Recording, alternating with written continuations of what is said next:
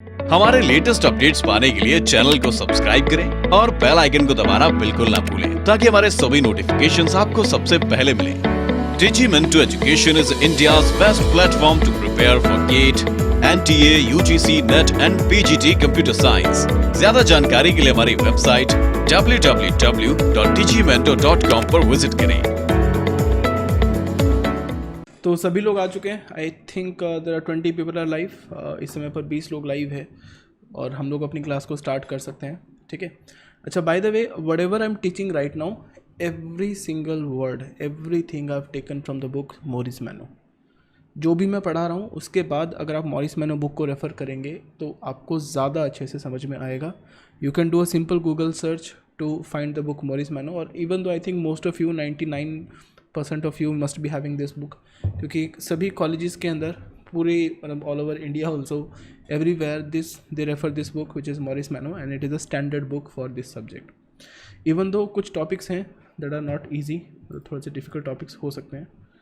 Okay, why so 0 people are watching? What happened? Okay, so it is showing me that nobody is live right now, but anyways, 0 watching. I don't know why it is showing 0 watching. It must be some error with the Google, I mean YouTube server or something. YouTube का कुछ error हो सकता है, somehow it is showing me 0. I don't know why, but anyways, are you guys there? क्या आप सुन पा रहे हैं मुझे? Because I can see कि यहाँ पर 0 people watching आ रहे हैं मेरे पास, that nobody is watching the live streaming right now. It is going fine to my end. सुन पा रहे हैं हम सभी मुझे? Okay, so to you it is showing 22 live, to me it is showing that 0 people are live. चलो ठीक है, no issues. So it must be some issue with the Google server, YouTube server. ठीक है। तो anyways, so this is the standard book for this subject. तो जो भी topic मैं पढ़ा रहा हूँ, I am teaching each and every topic, every single topic from this book itself, जो है आपकी मॉरिस मैनो। तो जितने भी टॉपिक्स हैं यहाँ पर मैं मॉरिस मैनो बुक से ही कवर करवा रहा हूँ। Okay, late me open the book for you guys also. मैं आप सभी के लिए जो बुक है इसको ओपन कर लेता हूँ। ठीक है, because I can show you the correlation every single thing जो भी मैंने क्लास में भी कवर की है। What ever I am covering right now, I am covering for this book. ठीक है, तो आप सभी एक सिंपल गूगल सर्च कर सकते हैं। By doing a simple Google search you will be able to find the book. और इस बुक के अंदर दिस इज़ द चैप्टर, और जो चैप्टर है, let me show you the chapter also. So this is the chapter number 5। तो जो हमारा चैप्टर नंबर 5 है, this is basic computer organization and design. तो ये मैं यहाँ से कवर कर रहा हूँ, basic computer organization and design. तो यहाँ पर आप जाएंगे, दिस इज़ पेज नंबर 123। ठीक है, और उसके बाद फिर हमारा बेसिक कंप्यूटर ऑर्गेनाइजेशन डिज़ाइन के बाद we have micro programmed control unit, even your address formats. जो सेंट्रल प्रोसेसिंग यूनिट है chapter number 8, that is chapter number 8 is about your instruction formats. जो एड्रेसिंग मोड्स हैं वो चैप्टर नंबर 8 में यहाँ पर आते हैं। So I am referring directly from this book itself. तो इस बुक के अंदर let me open the chapter also. मैं इस बुक का जो चैप्टर है हमारे पास, ये चैप्टर ओपन कर लेता हूँ ताकि आपको exact correlation, exact same diagrams में यहाँ पर दिखा सकूँ and you will be able to get it clearly कि मैं सब कुछ कहाँ से कॉपी करता हूँ। So because every time whenever I teach I tell you my references, कि मैंने जो भी चीज़ें ली है किस रेफरेंस से ली है, कौन से पेज को, कौन सी बुक को, कहाँ से मैंने रेफरेंस लिया है। हर बार मैं आपको समझाने की कोशिश करता हूँ कि मैंने कहाँ से लिया है। Okay, so this is the chapter number 5 of basic computer organization and design from the book Morris Mano. And if you go to this chapter, तो आपको यहाँ पर जो कंप्यूटर के रजिस्टर्स के बारे में डिस्कस किया था in the previous class, what are the registers that are required in the computer, so everything is given here. So for example, we need a data register, we need address register, we need accumulator, instruction register, program counter, temporary register, input registers and output registers. तो सभी जो registers है वो यहाँ पर given है। and about of this it is also given that what is the function of each of these registers. ये सभी registers की functioning क्या है वो सभी यहाँ पर given है। so after my class please go to this book and please read this chapter from the book. जो भी हमने कल भी क्लास की थी, in the previous class also, I mean day before yesterday also we have done the class, and after watching my video, after watching my class, please go to the book and read the chapter. Once you go to the book and read the chapter, you will get everything whatever I'm teaching here. ठीक है, plus this diagram. तो ये जो diagram है, in the previous class I have told you the basic components of this diagram. But again आज इस diagram को मैं फिर से एक्सप्लेन करूँगा. I am going to explain the components of this diagram and after explaining please read this theory. ये जो पूरी थ्योरी है इसको आपको स्टडी करना है. And then we have computer instructions. कौन कौन से इंस्ट्रक्शंस हम लोग इस CPU के लिए बना सकते हैं. So what are the basic computer instructions are there और हर एक इंस्ट्रक्शन का मीनिंग क्या है. So we have CLA, CLE, CMA, CME and so on. तो इंक्रीमेंट, एक्यूमुलेटर, तो वो सभी चीज़ें यहाँ पर गिवन है and you can also refer it here. ठीक है. और the next topic is instruction set completeness also you can also refer. और जो आपका टाइमिंग एंड कंट्रोल डायग्राम है that is the designing of control unit, कि हम लोग कंट्रोल यूनिट को कैसे डिज़ाइन कर सकते हैं, that is also given here. And this control timing signals, तो ये सभी जो कंट्रोल टाइमिंग सिग्नल्स हैं वो सभी हम लोग यहाँ से कवर करेंगे. And this is the fetch phase, जब इंस्ट्रक्शंस को एग्जीक्यूट करते हैं. What are the phases while executing the instructions. Flow chart and everything is given here. तो सब कुछ आप यहाँ से रेफर करेंगे. Okay, understood.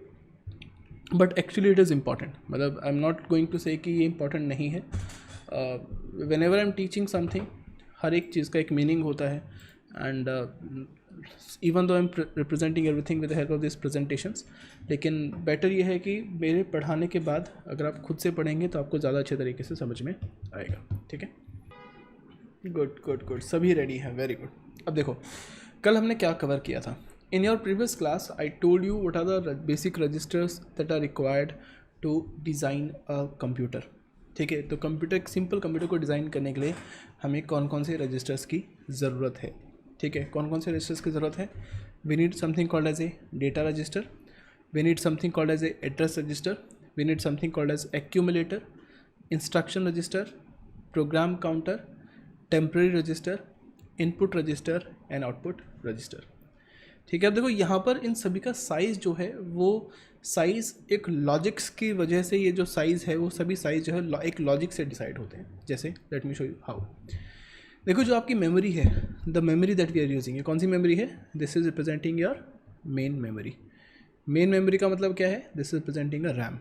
ठीक है, अब जो मेन मेमोरी का साइज़ है दैट इज़ 4096 क्रॉस 16. अब इसमें 16 क्या है, 16 is representing your word size and this 4096 is representing the number of words in the memory. Number of words in memory. ठीक है, बिकॉज हम लोग क्या बोलते हैं, the memory is word addressable. तो यहाँ पर जो वर्ड साइज़ है वो 16 बिट का वर्ड साइज़ है और नंबर ऑफ वर्ड्स मेमोरी के अंदर है 4096. ठीक है, अब इसका मतलब क्या है कि अगर मैं अपनी मेमोरी को कुछ इस तरीके से रिप्रेजेंट करता हूँ, I am representing this memory like this. Okay, तो यानी कि हमारे पास कितने सेल होंगे, we are going to have total of 4096 cell. और हर एक सेल की कैपेसिटी है. What is the capacity of every cell, the capacity of every cell will be 16 bit. ठीक है, सो यानी कि अगर हर एक सेल का मतलब नंबर ऑफ सेल अगर आपके 4096 है, यानी कि अगर मैं एक सेल को एड्रेस देने की कोशिश करूँगा तो आपका जो एड्रेस है वो कितने बिट का होगा, right. So this 4096 can be represented as 2⁻12.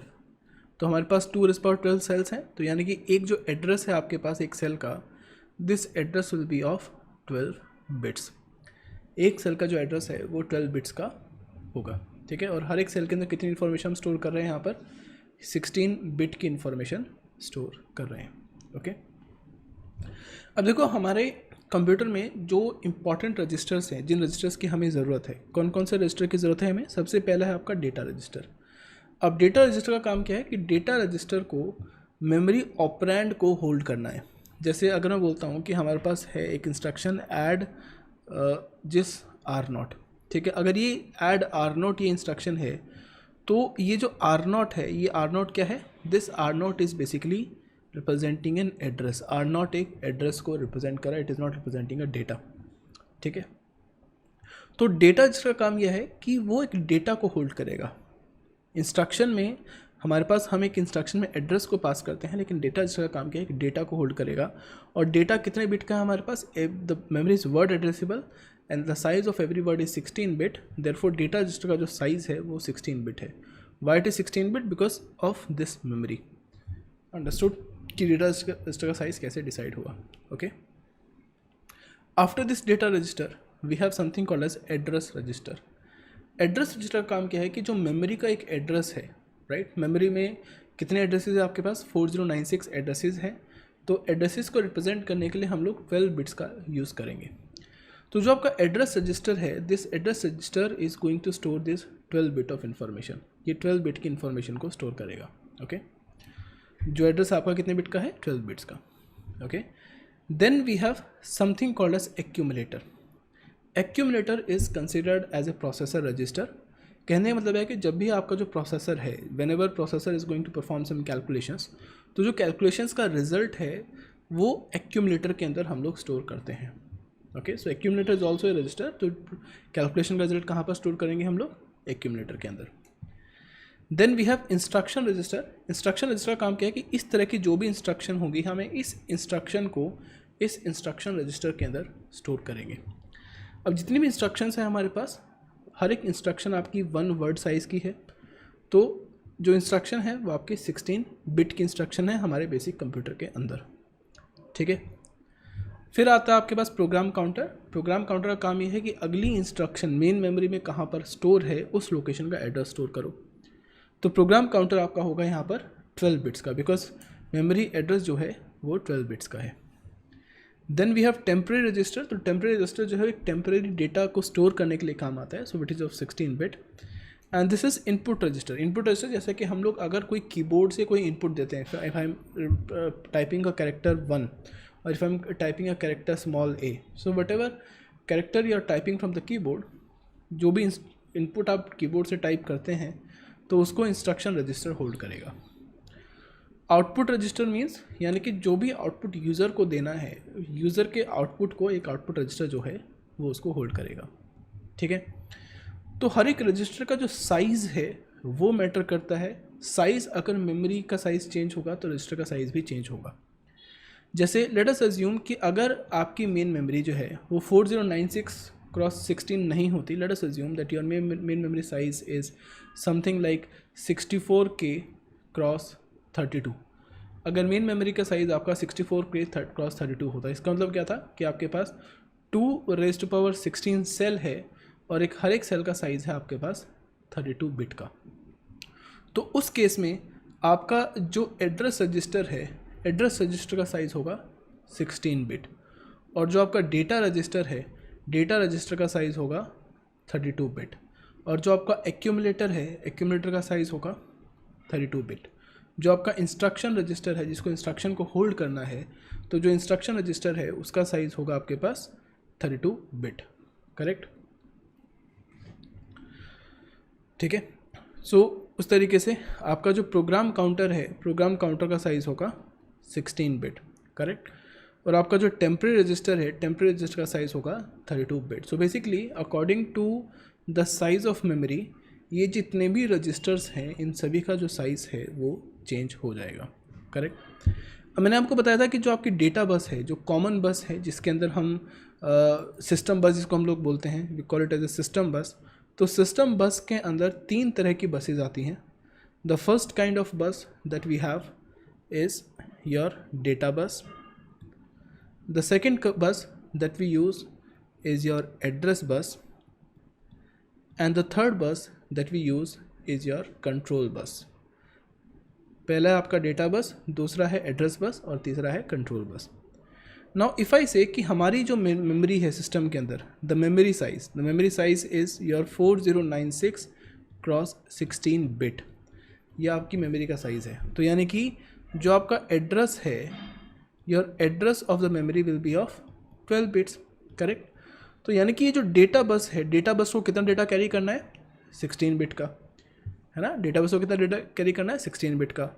और जो एड्रेस बस है, एड्रेस बस को कितना डेटा कैरी करना है हमारे पास, 12 बिट्स का. ठीक है, इतना क्लियर है सभी के साथ. और जो कंट्रोल बस है वो तो कंट्रोल सिग्नल्स को कैरी करेगा. अब एक चीज़ मैंने आपको बताई थी कि जो आपके जो प्रोसेसर्स हैं, जैसे आपका 8085 प्रोसेसर है, तो 8085 प्रोसेसर के अंदर हम टाइम मल्टीप्लेक्स्ड पिन का यूज़ करते हैं. Do you remember it, time multiplexed pin, यानी कि ऐसी पिन जिनकी फंक्शनैलिटी हम थर्ड पिन के साथ डिसाइड कर सकते हैं. For example, we can have one line, right? At some time this line can act as a address line, यानी कि एड्रेस को कैरी करेगी, और किसी टाइम पर हम एक पिन से डिसाइड करेंगे कि जो लाइन है ये डेटा कैरी करेगी या फिर एड्रेस कैरी करेगी. करेक्ट. मैंने आपको कुछ ऐसा एक डायग्राम दिखाया था. In a diagram I have shown you कि हमारे पास एक मेमोरी यहाँ पर होती है. We have something called as a माइक्रो प्रोसेसर, और यहाँ पर हमारे पास एक होता है यहाँ पर लैच, राइट. तो मैंने बताया था कि यहाँ पर हमारे पास जो लाइंस है, we can have some lines which is like AD0, AD1, AD2 up to so on. We can have AD12 and then we have D13, D14 and something like this, right. तो यहाँ पर ये जो AD जहाँ पर लिखा हुआ है, AD का मतलब है कि टाइम मल्टीप्लेक्स लाइंस है. ये एड्रेस भी कैरी कर सकती है और डेटा भी कैरी कर सकती है. तो अगर हमारे पास मेमोरी 4096x16 बिट की है, तो उस केस में हमारे पास जो एड्रेस लाइंस होंगी, कितनी एड्रेस लाइन होंगी? We need total of 12 address lines. And how many data lines are needed? Data lines are 16. यानी कि अगर आपके टाइम मल्टीप्लेक्स पिन है तो टाइम मल्टीप्लेक्स पिन से 12 ऐसी लाइन्स होंगी जो कि डेटा और एड्रेस दोनों कैरी कर सकती हैं, और 4 ऐसी लाइन्स होंगी जो सिर्फ डेटा को कैरी करेगी.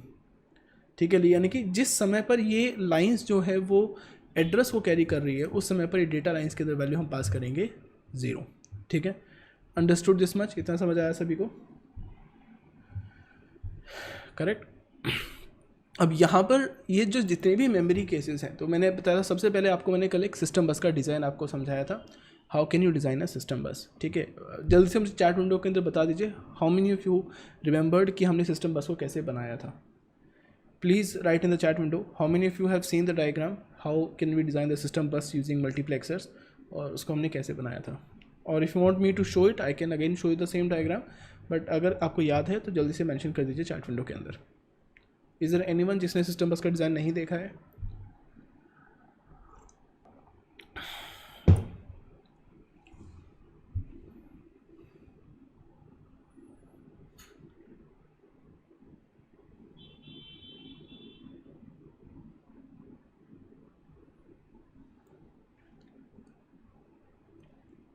So I've got yes from Madhu, Abhay, Chetna, Vandana, Yakshi, Ananya, Anjali. Yes, okay. So I've got yes from all of you guys. Good.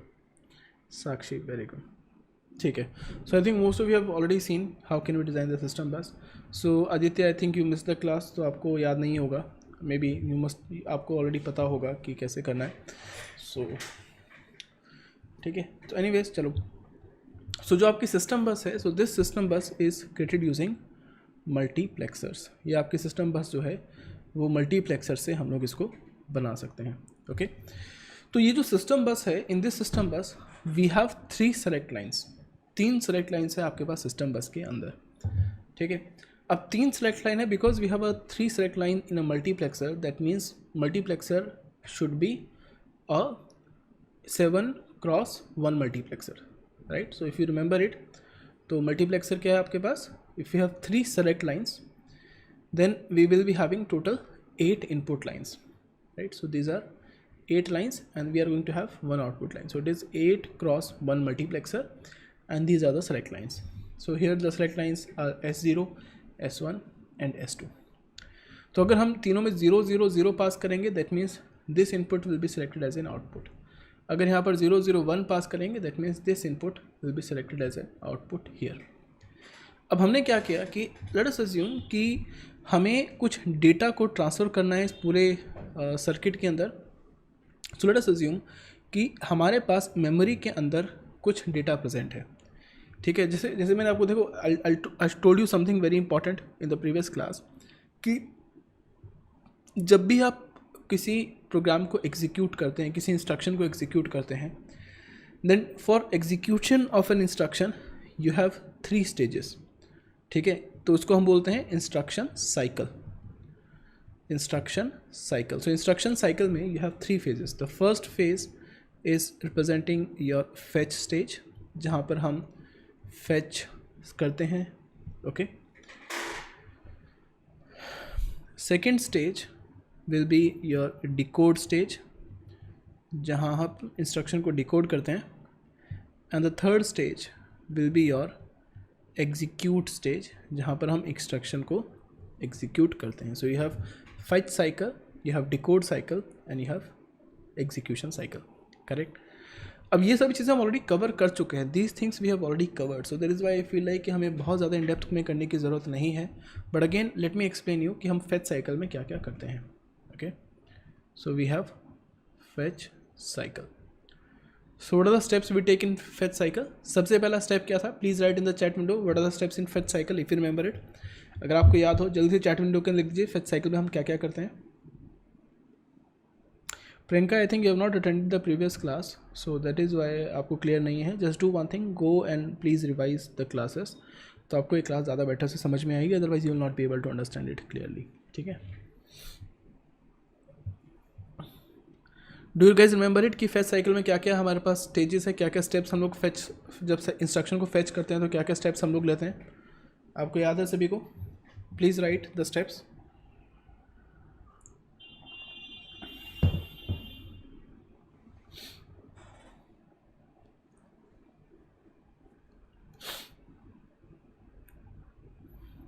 Okay, so let me right it down. तो fetch cycle पे जब हम instruction को fetch करते हैं तो हमारे steps क्या क्या होते हैं? Let me write the steps. So step number 1 is address in program counter. Address in program counter is copied to address register. सबसे पहला स्टेप था हमारे पास कि जो प्रोग्राम काउंटर में जो भी एड्रेस है उसको हम एड्रेस रजिस्टर के अंदर कॉपी करेंगे। सेकंड स्टेप था कि जो आपका प्रोग्राम काउंटर है it is incremented to point to the next instruction, to point to the next instruction. ठीक है, then your third step is जो आपकी इंस्ट्रक्शन है, ठीक है, so we have to find the instruction in the memory unit, right? So that is instruction found at address described by the memory address register is copied to memory data register. Okay, and the fourth step is instruction in memory data register is copied to the instruction register, right? So ये आपके steps हैं। क्या क्या step था? सबसे पहला step क्या आपके पास? Address in program counter is copied to the address register. अब देखो यहाँ पर पूरे डायग्राम में प्रोग्राम काउंटर कहाँ पर प्रेजेंट है। So this is your program counter, correct, and this is your address register. एक प्रोग्राम काउंटर है, एक एड्रेस रजिस्टर है। अब प्रोग्राम काउंटर के अगेंस्ट यहाँ पर क्या वैल्यू लिखी है? The value return is 2। इसका मतलब है कि ये जो आपकी सेलेक्ट लाइन है बस के अंदर, in this select line we have to pass a value 2, और हमें इस एड्रेस रजिस्टर की ये जो लोड वैल्यू है we have to set the load value as 1। देखो हर एक रजिस्टर के अंदर you can see in every register you have 3 control signals. हर एक रजिस्टर के अंदर 3 कंट्रोल सिग्नल है। सबसे पहला कंट्रोल सिग्नल है load, second control signal is increment, and the third control signal is clear. Load, increment and clear. अब load का काम ये है कि यहाँ पर देखो हर एक रजिस्टर के अंदर we can copy the data, correct. अब अगर मैं लोड के अंदर सेट करूँगा 1, so whenever the value of load is 1 then only a new data can be copied in the register, otherwise the new data can not be copied. ठीक है। Second is your clear. अगर मैं clear को set करूँगा 1, यानी कि जो भी कंटेंट इस रजिस्टर के अंदर है all of this content will be cleared, or you can say all of this content will be wiped out। सभी content की वैल्यू हम 0 सेट कर देंगे। and then when can I say, when I can say increment, increment का मतलब है जो भी इसके अंदर content है उसको आप एक वैल्यू के साथ increment कर दीजिए। this is how you can see in every register these are the steps that we can perform। अब यहाँ पर अगर आप इस ध्यान देखेंगे जो आपका फर्स्ट स्टेप है, first step is address in the program counter is copied to the address register. यानी कि जो आपकी सेलेक्ट लाइंस है, in these select lines we have to pass a value which is 0 1 0। अगर आप यहाँ पर 0 1 0 को पास करेंगे this is representing a value 2। तो यानी कि जो प्रोग्राम काउंटर में जो भी वैल्यू है this value will start flowing in this entire in this entire bus. जो प्रोग्राम काउंटर में जो भी वैल्यू है वो बस के अंदर फ्लो करना स्टार्ट करेंगे, because we are going to give the value 2 in the select lines of the bus. And then I have to make this load signal in the address register as 1. अगर address register की value load signal को मैं यहाँ पर 1 set करूँगा तो क्या होगा कि जो भी डेटा इस लाइन के अंदर फ्लो कर रहा है that data can be copied to this address register, और वो जो वैल्यू है वो प्रोग्राम काउंटर से एड्रेस रजिस्टर के पास हो जाएगी. That can be pass to the address register from the program counter. Okay, understood. So first step is done. Second step is program counter is incremented to point to the next instruction. हमें program counter को next instruction के लिए point करना है. But actually ये जो increment signal है that is given in this diagram, it should not be a correct one. ये ठीक नहीं होना चाहिए. Let me also check in the book. मैं इसको book में भी check out कर लेता हूँ because this should not be the correct one. Because जो आपकी instructions होती है sometimes जो instructions होती हैं they are not incremented normally. instructions का जो next address है that is dependent on किसके ऊपर dependent होता है, the size of an instruction. ठीक है, let me explain. ठीक है, यहाँ पर भी है, so I think it is there, but anyways leave it. तो यहाँ पर जो ये increment value है, this increment value is not a correct one. यहाँ पर ये increment का इसका कोई logic बनता नहीं है by the way. ऐसा क्यों है? क्योंकि प्रोग्राम काउंटर का काम क्या है कि अगर आप CPU में इस समय पर इस इंस्ट्रक्शन को एग्जीक्यूट कर रहे हैं, then what is the next instruction you have to execute that should be stored by the program counter. अब काफ़ी बार ऐसी इंस्ट्रक्शंस हो सकती है which can be branch instruction, जो कि आपको किसी और लोकेशन पर जंप कर रही है, राइट. तो accordingly we have to change the value of program counter. So again that can only be done after you decode the instruction. कई बार क्या होता है किसी इंस्ट्रक्शन के अंदर you have like if you have a instruction which is jump if not 0, right, JNZ instruction is there. तो JNZ का मतलब है कि जो आपकी इवैल्यूएशन का रिजल्ट अगर 0 नहीं है तब आप जंप करो, राइट. तो यहाँ पर जब तक आप इंस्ट्रक्शन को डिकोड नहीं करेंगे तब तक आपको पता नहीं चलेगा कहाँ पर आपको जंप करना है. अदरवाइज आप प्रोग्राम काउंटर की वैल्यू को नॉर्मली यहाँ पर इंक्रीमेंट कर सकते हो. सो कुछ टाइम पर कई बार ऐसा हो सकता है कि the value of the program counter is also dependent on the instruction, कि किस तरह की इंस्ट्रक्शन है, तो उसके ऊपर भी प्रोग्राम काउंटर की वैल्यू डिपेंडेंट हो सकती है.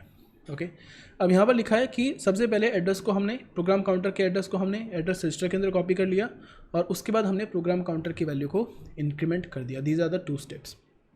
Third step is the instruction found at the address described by the memory address register is copied to the memory data register. अब देखो ये जो AR लिखा हुआ है दिस इज एड्रेस रजिस्टर, और ये एड्रेस किसका होगा, this is the memory address. So that is why we can also call it as a memory address register और MAR. तो in many books they can use the word MAR, और काफ़ी books में यहाँ पर सिर्फ AR ही लिखा हो सकता है. AR means address register, MAR means memory address register. Both of these things are same. उसी तरीके से आपके पास DR means data register, MDR means memory data register. ये दोनों चीज़ें सेम है. अब हमने क्या किया कि हमारे पास एड्रेस रजिस्टर में जो भी इंस्ट्रक्शन अवेलेबल है, जो भी एड्रेस अवेलेबल है, हमें उस एड्रेस से डेटा को निकालना है. तो ये जो एड्रेस है आप देख सकते हो यहाँ से मेमोरी एड्रेस रजिस्टर से, ये जो एड्रेस है हम इस एड्रेस से जो मेमोरी यूनिट है वहाँ पर कुछ लाइंस को, यानी कि कहो कि कुछ मेमोरी लोकेशंस को हम इस एड्रेस रजिस्टर की हेल्प से एक्टिवेट कर रहे हैं. So after activating those locations, अब वो जो लोकेशन का जो डेटा है वो यहाँ पर बस पे ट्रैवल किया जा सकता है, और बस में वैल्यू क्या लिखी है 7. 7 मीन्स हम यहाँ पर जो सेलेक्ट लाइन्स है, in the select lines we are going to pass a value 111. 111 का मतलब है कि जो भी डेटा अब यहाँ पर था वो सारा डेटा इस पूरी लाइन के अंदर ऐसे फ्लो करेगा, इस पूरी बस के अंदर, that will be flowing like this, right. अब देखो डिफरेंस क्या हुआ, what was the difference. Difference was कि पहले हमने सेम बस में से हमने क्या पास किया था, एड्रेस. अब हम सेम बस में से डेटा को भी पास कर रहे हैं. ठीक है, क्लियर हुआ इतना. लिटिल कॉम्प्लिकेटेड है, थोड़ा सा कॉम्प्लिकेटेड है, लेकिन आपको थोड़ा फोकस करके समझना पड़ेगा. जो स्टूडेंट्स नए हैं, जो भी बीटेक में कर रहे हैं, जो कर चुके हैं उनके लिए तो ऑब्वियसली उनको इजी समझ में आएगा, बट जो इस समय पर आपकी बीटेक में है, जिनके पास नहीं है, उनको थोड़ा सा डिफिकल्टी होगी समझने में. तो थोड़ा फोकस ज़रूर कीजिएगा. Focus is very very important in this case. एक लाइन मिस करोगे सब कुछ मिस हो जाएगा. अब देखो यहाँ पर जो आपके पास एड्रेस रजिस्टर में जो एड्रेस था, that address was of 12 bits. ठीक है, आपके पास टोटल ये लाइन कितने बिट्स की है, ये कॉमन बस कितने बिट्स की है आपके पास, 16 बिट की कॉमन बस है. तो 16 बिट की कॉमन बस का मतलब है कुछ ऐसा आप 16 बिट ऐसा पास कर सकते हैं 0 0 1 1 0 0 1 1 0 1 0 0 1 0 0 0 राइट। तो ये आपके पास कितनी बिट होगी total 16 bits. These are total of 16 bits, ठीक है। अब ये लाइन कितना डेटा कैरी कर सकती है 16 बिट्स राइट। बट जो एड्रेस रजिस्टर है, address can only be of 12 bits. Address सिर्फ 12 बिट का ही हो सकता है because your memory will be having 4096 cell. तो अगर आपका एड्रेस 12 बिट का है यानी कि जो लास्ट ऑक्टेट है यहाँ पर, आई मीन लास्ट जो आपकी 4 निबल हैं, in these 4 nibbles we are going to pass a value 0। Last की 4 निबल्स में हम वैल्यू 0 को पास करेंगे, okay. And this entire is representing address, correct. तो जब भी हम एड्रेस प्रोग्राम काउंटर से एड्रेस को ट्रांसफ़र कर रहे हैं एड्रेस रजिस्टर के अंदर, जब हमने प्रोग्राम काउंटर से एड्रेस रजिस्टर के अंदर एड्रेस को ट्रांसफ़र किया, in that case these first 4 bits are going to be 0 and then last 12 bits, ये जितनी भी आपकी 12 बिट्स हैं, these 12 bits are going to carry the address. ये 12 बिट्स जो है ये एड्रेस को कैरी करेंगी, okay. I hope it is clear, ठीक है। यानी कि जब ये आपके पास ये जो आपकी सिस्टम बस है, जिस समय पर सिस्टम बस एड्रेस को कैरी कर रही है तो उसमें मोस्ट सिग्निफिकेंट 4 बिट्स आपकी होंगी 0 और द लीस्ट सिग्निफिकेंट 12 बिट्स होंगी जो एड्रेस कैरी करेगी। And when the same bus is going to carry the data, जिस समय पर सेम बस डेटा को कैरी करेगी उस समय पर in that case all the 16 bits are going to represent the data, ठीक है। अब हमने क्या किया, because of this address register we have activated a few cells in the memory, और उस सेल से हमने जो डेटा को बस के अंदर ट्रांसफ़र किया, तो बस जो है वो डेटा को यहाँ पर कैरी कर रही है। So bus is currently carrying the data. अब उसके बाद ये जो लोड यूनिट है, the load input of data register, हम इस लोड इनपुट को एक्टिवेट करेंगे और जो भी यहाँ पर डेटा था वो सभी डेटा रजिस्टर के अंदर जाके कॉपी हो जाएगा। The entire data will be copied in the data register. I hope it is clear, ठीक है, राइट। तो instruction found at the address described by the address register is copied to the data register, okay. Next, instruction in the memory data register is copied to the instruction register. तो ये जो आपके पास memory data register है, data register, यहाँ पर जो भी इंस्ट्रक्शन है, अब इसको हमें किसके अंदर कॉपी करना है, we have to copy these instruction in the instruction register, ठीक है। तो अब ये जो इंस्ट्रक्शन है, इंस्ट्रक्शन किसके अंदर स्टोर थी, मेमोरी डेटा रजिस्टर के अंदर। किसके अंदर स्टोर थी, डेटा रजिस्टर के अंदर। Instruction was stored in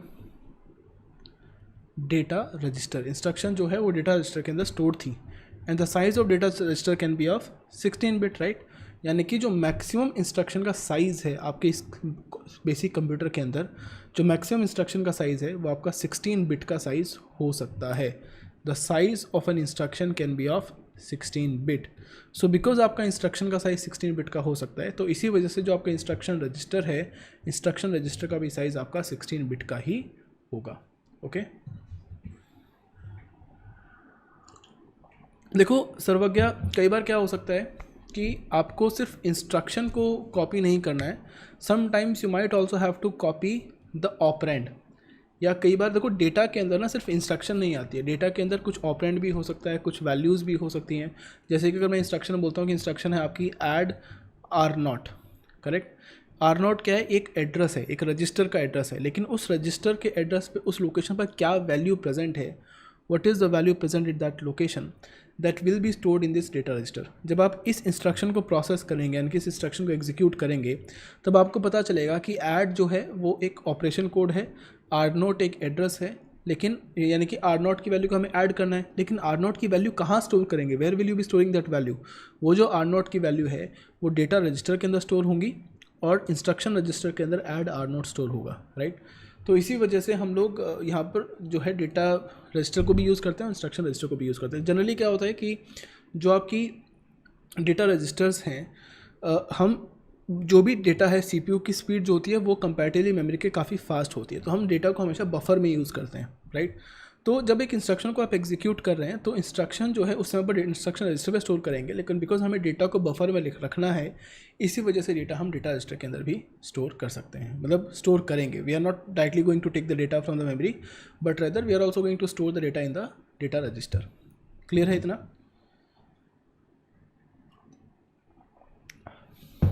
right, सो हम लोग यहाँ से क्या करेंगे, जो मेमोरी डेटा रजिस्टर के अंदर जो भी इंस्ट्रक्शन है उसको हमने इंस्ट्रक्शन रजिस्टर के अंदर कॉपी किया।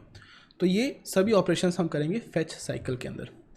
अब फेच करने के बाद आपका जो नेक्स्ट फेज़ है वो यहाँ पर डिकोड फेज़ है, डिकोड स्टेज, यानी कि इंस्ट्रक्शन को अब आपने फेच कर लिया मेन मेमोरी से, आपको पता चल गया कि इंस्ट्रक्शन क्या थी, क्या एग्जीक्यूट करनी थी, उसको आप लेकर आ गए।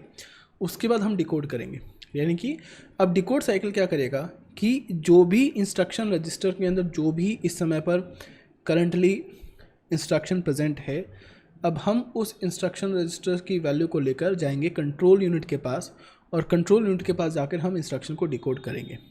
ठीक है, तो डिकोड साइकिल में यू कैन से कि control units डिकोड्स the content of instruction register. हम बाद में चेक करेंगे कंट्रोल यूनिट को कैसे डिज़ाइन करना है, how can you design the control unit, किस तरह के गेट्स यूज़ कर सकते हैं, किस तरीके से हम आईसी यूज़ कर सकते हैं to design the control unit. But right now just understand कि जो डिकोड स्टेज के अंदर हम कंट्रोल यूनिट जो है वो इंस्ट्रक्शन रजिस्टर के कंटेंट को डिकोड करेगी। ठीक है, अब उसके बाद जो आपका थर्ड स्टेप है, थर्ड स्टेप में आपका जो एग्जीक्यूशन स्टेज है, एग्जीक्यूशन स्टेज में क्या होगा कि जो आपकी कंट्रोल यूनिट है, this control unit sends the signal or can say sends the relevant component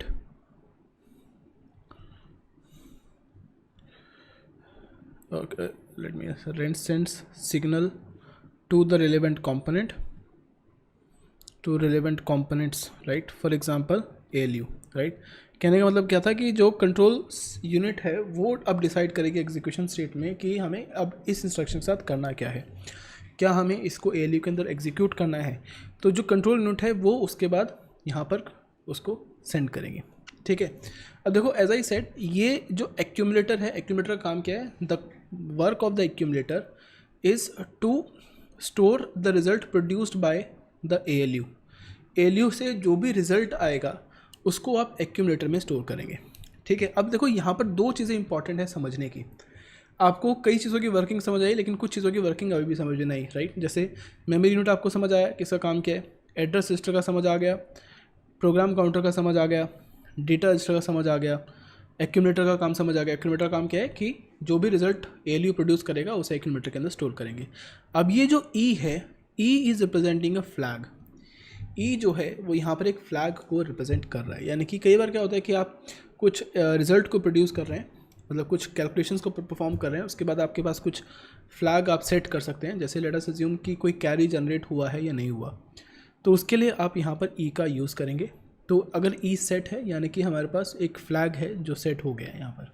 ठीक है, तो अब ALU के पास डेटा कहाँ कहाँ से आ सकता है, तो ALU जो है वो डेटा रजिस्टर से डेटा ले सकता है, राइट? जैसे अगर आपके पास एक वो है ऐड R0 एक इंस्ट्रक्शन है, ठीक है, तो ऐड R0 में R0 जो है वो एक एड्रेस है। ठीक है, अब ये एड्रेस कहाँ पर स्टोर होगा, this address will be stored in the address register. ठीक है, एड्रेस कहाँ स्टोर होगा, एड्रेस रजिस्टर में। और जो सॉरी नॉट जो पूरी instruction sorry this is the complete instruction. तो जो इंस्ट्रक्शन है वो है आपकी ऐड R0। ठीक है, तो इस पूरी इंस्ट्रक्शन के दो पार्ट हैं। जो फर्स्ट पार्ट है add, this is representing an operation code, ये एक ऑपरेशन कोड को रिप्रेजेंट कर रही है। And this R0 is representing an address, ये एक एड्रेस को रिप्रेजेंट कर रहा है। तो जो पूरी की पूरी इंस्ट्रक्शन है ये इंस्ट्रक्शन स्टोर होगी यहाँ पर इंस्ट्रक्शन रजिस्टर के अंदर। अब हम क्या करेंगे, इंस्ट्रक्शन रजिस्टर में से सबसे पहले ये जो ऑपरेशन कोड है इसको हम भेजेंगे कंट्रोल यूनिट के पास। अब कंट्रोल यूनिट का काम क्या है कि इस इंस्ट्रक्शन को डिकोड करो कि बताओ कि हमें क्या ऑपरेशन को परफॉर्म करना है। सो लेट अस अज्यूम कि आपका ऑपरेशन जो है एडिशन ऑपरेशन है, करेक्ट। अब उसके बाद हम इस रजिस्टर के पास जाएंगे और वहाँ से हम डेटा को लेकर आएंगे और वो डेटा कहाँ पर स्टोर होगा, डेटा रजिस्टर के पास। ठीक है, कई बार ऐसा भी तो हो सकता है कि आपके पास इंस्ट्रक्शन है ऐड 3000, करेक्ट, यानी कि जो आपके पास मेमोरी लोकेशन 3000 पर जो भी डेटा है वो क्या है, वो हमारा एक ऑपरेंड है, वो एक ऑपरेंड है। अब वो ऑपरेंड कहाँ पर स्टोर होगा, वो ऑपरेंड स्टोर होगा डेटा रजिस्टर के पास। राइट। और ये जो ऐड 3000 इंस्ट्रक्शन कहाँ पर स्टोर होगी, ये होगी इंस्ट्रक्शन रजिस्टर के पास, और जो इसका रिजल्ट होगा वो कहाँ स्टोर होगा, आपके पास एक्यूमुलेटर के पास। यानी कि जब इंस्ट्रक्शंस को एग्जीक्यूट कर रहे हैं हम लोग, उस समय पर जो हमारा ALU है जिसको सभी इंस्ट्रक्शन को एग्जीक्यूट करना है, this ALU should be connected to the data register ताकि ऑपरेंड को ले सके। It should be connected to the instruction register ताकि जो इंस्ट्रक्शन एग्जीक्यूट करनी है उसको ले सके। And it should also be connected to the accumulator, because कई बार क्या होता है कि आपका जो रिजल्ट है, हम उस रिजल्ट के ऊपर दोबारा से ऑपरेशन को परफॉर्म करना चाहते हैं या फिर उसके ऊपर ऑपरेशन परफॉर्म कर सकते हैं। लेकिन कई बार ऐसा भी हो सकता है कि हमारे पास ना अलग अलग CPU के आर्किटेक्चर है। जैसे हमारे पास एक एक्यूमुलेटर CPU आर्किटेक्चर है, यानी कि जैसे अगर ये इंस्ट्रक्शन आपके पास है ऐड 3000, तो ऐड 3000 में एडिशन ऑपरेशन को परफॉर्म करने के लिए यू नीड 2 ऑपरेंड्स। जैसे यू कैन हैव 3 + 4, राइट। तो यहाँ पर ये जो प्लस है ये एक एडिशन ऑपरेशन है। 3 is your operand 1 and 4 is your operand 2, ठीक है। तो इस तरह की जो इंस्ट्रक्शन है, this is representing your 1 address instruction. ये आपकी 1 एड्रेस इंस्ट्रक्शन है, ठीक है। थोड़ा सा कंफ्यूजिंग हो सकता है right now, I try to explain later on also, because अभी हमें एड्रेसिंग मोड्स को करना है। ओके, मैं इसको प्रॉपर फिर से समझाने की कोशिश करता हूँ। आई फील कि मैंने बहुत अच्छे से समझाया नहीं है। लेट मी एक्सप्लेन इट, ठीक है। देखो, एड्रेसिंग मोड क्या रिप्रेजेंट करता है, एड्रेसिंग मोड का मतलब क्या है, ठीक है। एड्रेसिंग मोड का मतलब है कि हम जब भी कुछ ऑपरेशंस को परफॉर्म कर रहे हैं तो एड्रेसेस कैसे पास करेंगे। तो हमारे पास कुछ एड्रेसिंग मोड है, जैसे कि हमारे पास एक है रजिस्टर एड्रेसिंग मोड, जिसमें रजिस्टर डायरेक्ट एड्रेसिंग मोड आपके पास आ सकता है। You can have register indirect addressing mode, ठीक है। या फिर आपके पास मेमोरी डायरेक्ट एड्रेसिंग मोड है, राइट। जैसे आपके पास मेमोरी इनडायरेक्ट एड्रेसिंग मोड है, ठीक है। एक एनालॉजी देता हूँ प्रोग्राम्स के थ्रू ताकि आपको समझ में आए। सो लेट अस अज्यूम ये आपका प्रोग्राम है, main function, and here we are doing integer a = 5, integer b = 6, ठीक है। And this is your program, and later on somewhere you are performing a + b। आप यहाँ पर कहीं पर a + b को परफॉर्म कर रहे हैं। So what you can do is, ये जो पहला वैल्यू है 5, you can store this value 5 in the accumulator, ठीक है। and this value 6 will be stored in this memory unit। Value 6 कहाँ पर स्टोर्ड है, मेमोरी यूनिट के पास, ठीक है। और ये मेमोरी यूनिट में किस लोकेशन पर स्टोर्ड है, it is stored at the location 3000। Now if I do the instruction like add this, add 3000, ये एक इंस्ट्रक्शन है ऐड 3000। उस केस में क्या होगा कि ये जो वैल्यू 5 है, this ALU will take the value 5 from the accumulator and it will take the value 6 from the memory unit, right. Memory unit से कहाँ पर आएगी, एड्रेस डेटा रजिस्टर के पास। It will take the memory value 6 from the data register, और जो भी इनका रिजल्ट होगा एडिशन, वो हम स्टोर करेंगे कहाँ पर, एक्यूमुलेटर के पास। तो इस तरह की इंस्ट्रक्शन जहाँ पर हम सिर्फ एक ही एड्रेस को पास करते हैं, तो उसको बोलते हैं हम लोग 1 एड्रेस इंस्ट्रक्शन। ये आपकी एक एड्रेस इंस्ट्रक्शन है, and this instruction right now is a memory direct instruction, because हमने डायरेक्टली एक मेमोरी लोकेशन का एड्रेस दिया कि कहाँ से आपको वैल्यू को लेना है। अंडरस्टूड। अब ऐसा भी तो हो सकता है कि कुछ इंस्ट्रक्शन कुछ ऐसी हो सकती है आपके पास, सब instruction can be like this, ठीक है। तो we can have like add 2000, 3000, right. यानी कि जो आपका वैल्यू 5 है वो भी मेमोरी लोकेशन 2000 पर स्टोर है, this value 6 is also stored in the memory location 3000। तो यानी कि उस केस में हमें क्या करना पड़ेगा कि हमें इस मेमोरी लोकेशन 2000 से भी वैल्यू को भी लेना है, मेमोरी लोकेशन 3000 से भी वैल्यू लेना है, उसको ऐड करना है, उसका रिजल्ट स्टोर करेंगे एक्यूमुलेटर में। तो इस केस में ये जो इंस्ट्रक्शन है ये होंगी आपके पास 2 एड्रेस इंस्ट्रक्शन, जिनके अगर आप 2 एड्रेसेस पास करेंगे तो उसको हम बोलेंगे 2 एड्रेस इंस्ट्रक्शन, ठीक है। राइट नाउ अभी जो हमने अपने बेसिक CPU को डिज़ाइन किया है, ये जो पूरा बेसिक CPU है, this basic CPU is only going to execute 1 address और 0 एड्रेस इंस्ट्रक्शन। ये सिर्फ या तो 1 एड्रेस इंस्ट्रक्शन को एग्जीक्यूट करेगा या फिर ये 0 एड्रेस इंस्ट्रक्शन को एग्जीक्यूट करेगा। अंडरस्टूड कि 1 एड्रेस और 2 एड्रेस का मतलब क्या होता है, राइट। सेकेंडली हमारे पास एक इनडायरेक्ट इंस्ट्रक्शन भी है। इनडायरेक्ट का एक एग्जाम्पल है हमारे पास पॉइंटर्स इनडायरेक्ट का एग्जाम्पल है। जैसे you can do something like this कि आपके पास एक प्रोग्राम है, this is the main function, here we are having integer a = 5 we are having integer b is equal to m%, integer star b is equal to m% a, and we are doing a plus of star b. ठीक है, अब ये जो b है, b is a pointer, b जो है वो exactly उस डेटा वैल्यू को स्टोर नहीं कर रहा है, it is not storing the data value जिसको हमें ऐड करना है, but rather it is indirectly pointing to that data value. तो ये एक इनडायरेक्ट पॉइंटर है, right. It is not directly containing the data value. हमें क्या करना पड़ेगा, b जहाँ पर जो वैल्यू स्टोर है, जो एड्रेस स्टोर करा है, हमें पहले उस एड्रेस पर जाना पड़ेगा, and from this address I have to take out this value, और फिर उसके बाद हम इस एडिशन ऑपरेशन को परफॉर्म कर सकते हैं. So basically you can have different kind of instruction, और वो सभी इंस्ट्रक्शन है अपने CPU के आर्किटेक्चर के बेसिस पे हम लोग डिज़ाइन कर सकते हैं, और उसको हम बोलते हैं एड्रेसिंग मोड. ठीक है, और मैंने जो एड्रेसिंग मोड का टॉपिक है अभी के लिए आपके साथ स्किप करवा दिया था, but after today's class I will also discuss the addressing mode, या फिर इस क्लास के अंदर भी मैं एड्रेसिंग मोड को डिस्कस कर सकता हूँ. ठीक है, so once you cover addressing mode तो ये चीज़ें आपके साथ क्लियर हो जाएंगी. ठीक है, एज ऑफ नाउ जो मैंने करा है वो क्लियर है सभी के साथ. See I know these things are little heavy to keep in your mind, but अगर थोड़ा सा फोकस करेंगे तो बहुत ईजी चीज़ें हैं, बहुत स्ट्रेट फॉरवर्ड चीज़ें हैं, और आप इसको माइंड में रख सकते हैं. इतना क्लियर है अब तक?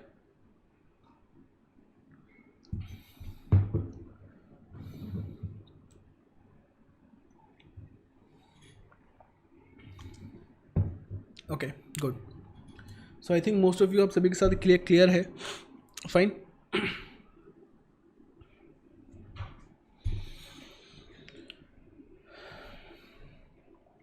No issues. ठीक है, फाइन.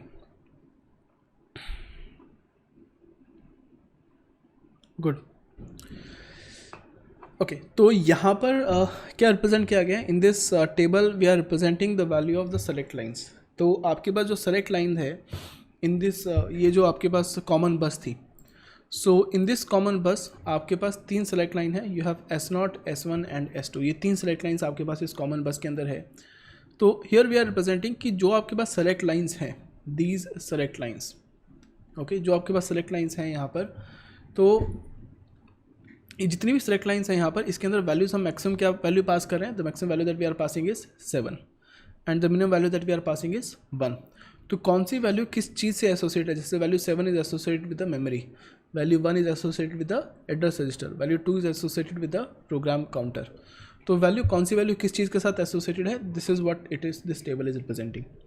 तो यहाँ पर इट इज़ शोइंग कि हमारे पास जो डेटा बस है उसके अंदर 3 सेलेक्ट लाइन है. We have 3 select lines in the data बस.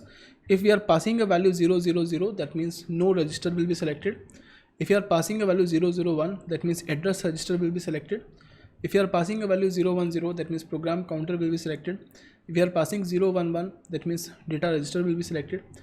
If you are passing the value 101, that means instruction register will be selected. And if you are passing the value 110, that means temporary register will be selected. और यहाँ पर वो represent किया गया है कि आपके पास जो सेम आपकी जो सिस्टम बस है, दिस सिस्टम बस will be carrying both data as well as it will also be carrying the address, right. मैंने आपको बताया था कि जो आपकी सिस्टम बस है it is a 16-bit system बस.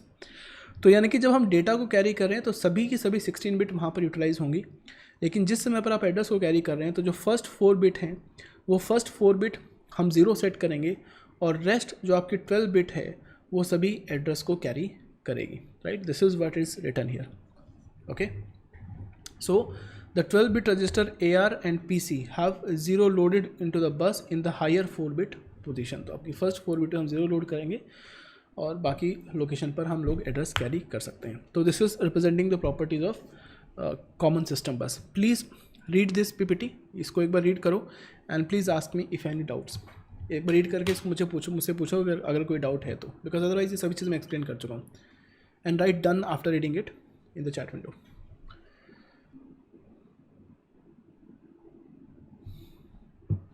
ओके, सो थर्ड पॉइंट वही सेम पॉइंट है. So in the third point they are saying कि आपके पास जो एड्रेस रजिस्टर है वो सिर्फ एड्रेस कैरी करेगा, तो उसका जो एड्रेस है वो 12-bit का होगा. ओके, और जो डेटा रजिस्टर है वो डेटा कैरी करता है, that will B of 16-bit. तो जो आपकी कॉमन बस है, राइट, जैसे let me go back here. तो ये जो आपकी कॉमन बस है, दिस कॉमन बस इज़ ऑफ 16-bit कॉमन बस. ये 16-bit कॉमन बस की है. And this program counter, this address register will be carrying 12 bits, लेकिन कॉमन बस कितने की आपकी 16 bit की. तो जो टोटल आपकी 16 bits हैं लाइक दिस, जो टोटल आपकी 16 बिट है उसमें से फर्स्ट 4 बिट के अंदर हम लोग 0 सेट करेंगे। जब ये एड्रेस को हम लोग इस बस के अंदर पास करेंगे तो जो पहली 4 बिट है वो यहाँ पर 0 सेट होंगी और लास्ट की जो 12 बिट्स हैं they will be covering the address, वो एड्रेस को कंटेन करेंगी। This is what it is written in the third point, ये थर्ड पॉइंट के अंदर लिखा है, ठीक है, क्लियर। और जो लास्ट पॉइंट है, तो लास्ट पॉइंट में देखो आपके पास if you check it out तो यहाँ पर जो इनपुट रजिस्टर है, so input register is not directly connected with the bus, correct, and this output register is directly connected with the bus. Output register bus के साथ connected है, लेकिन जो इनपुट रजिस्टर बस के साथ कनेक्टेड नहीं है, इनपुट रजिस्टर ALU के साथ कनेक्टेड है, करेक्ट। तो यानी कि जब ये आउटपुट रजिस्टर के अंदर हम लोग हम जब कुछ वैल्यू को स्टोर करेंगे तो जो आपका आउटपुट रजिस्टर है it is only of 8 bit, ये आपका सिर्फ 8 बिट का आउटपुट रजिस्टर है, और जो ये पूरी बस है ये 16 बिट की है। तो यानी कि टोटल 16 बिट में से जो फर्स्ट 8 बिट है हम उसको 0 सेट कर देंगे और लास्ट की जो 8 बिट है वो वैल्यू कंटेन करेगा जो हमें आउटपुट रजिस्टर के अंदर स्टोर करनी है, ठीक है। The value that we have to store in the output register will be the least significant 8 bit and the first most significant 8 bits will be set to 0. So this is what is written here, ठीक है। तो आप देख सकते हो कि यहाँ पर when the 8 bit output register is loaded from the bus, the data comes from the lower 8 bits on the bus. जो टोटल आपके पास बस के अंदर हम 16 बिट काउंट करेंगे तो 16 बिट में से ये आपकी होगी least significant bit and this representing your most significant bit.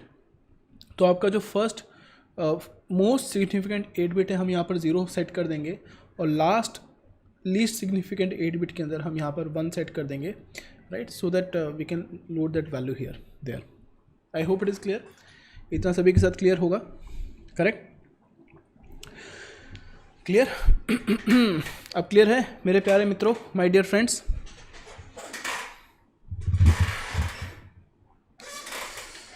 अब थोड़ा सा कॉम्प्लिकेटेड पार्ट स्टार्ट होगा, तो अभी अगर क्लियर नहीं है तो जल्दी से मुझे बता सकते हो,